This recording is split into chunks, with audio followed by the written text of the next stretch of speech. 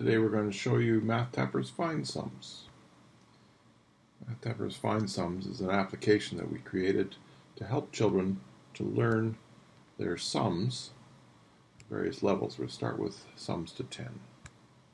It's actually looking for complementary pairs of numbers that add up to 10.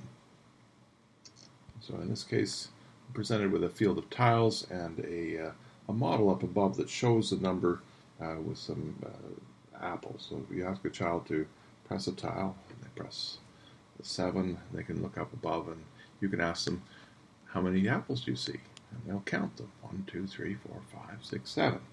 And you say, well, how many more spaces are there that you could put apples into? And they'll count them. 1, 2, 3. Would you find a 3 tile for me and press it? And so they press the 3 tile, fills in the apples, and they've now got 10. So 7 plus 3 is 10. They can continue doing that. They could say 7 and 3. Yeah, that always works, 7 and 3. And they might find out that 3 and 7 also works. They could look at different tiles. They could say 8, and I need 2 more. 8 and 2. And they can go 9 and 1. They can find these pairs, and once they find the pairs, they can more rapidly search for repeats of those pairs, building the association of the number of pairs that add to 10. The goal is to build a mastery of these pairs so that they're able to clear off the table in a fairly efficient manner. In this case, we don't show a timer on a regular screen.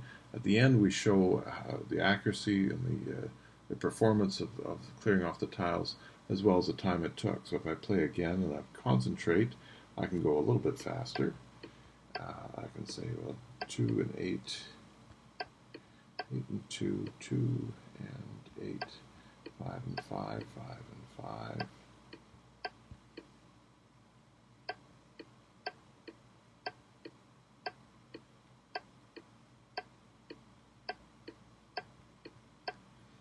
I'll be able to complete it a little bit faster.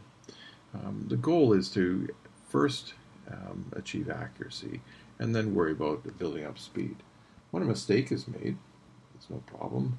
If I press 8 and then I say, oh, 8 and 3, it just releases the tile that had been selected so you can choose again. So there's no great fuss. The idea is just to reinforce the positive connections and just let the other ones slip by and not bother too much about them.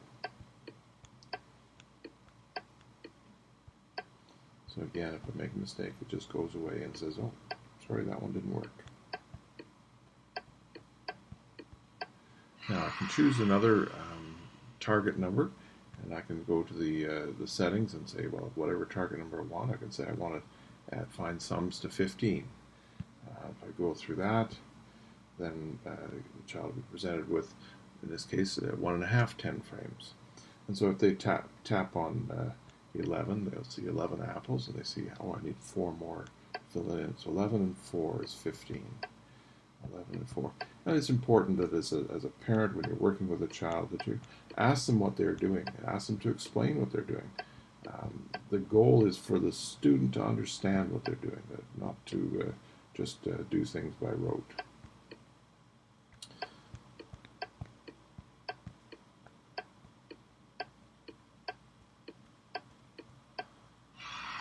Okay. We also have sums to 100. Sums to 100 is pretty important for building fluency so they can deal with money and finding complementary numbers to 100 is really quite important.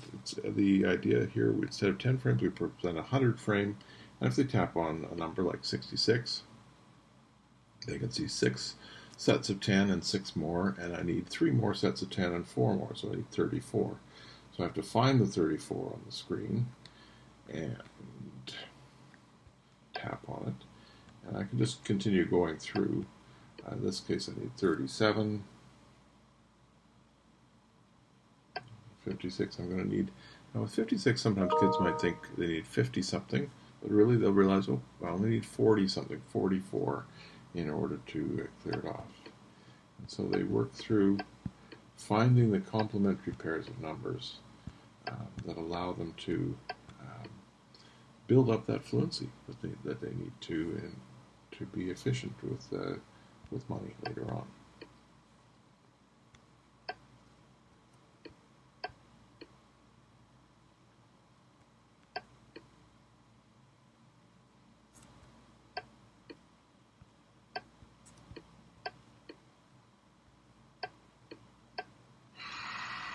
And again, we're always going for accuracy first and fluency second. That's all we'll show for now. So that's MathTappers FindSums. You'll find it on the iTunes Store. It's free.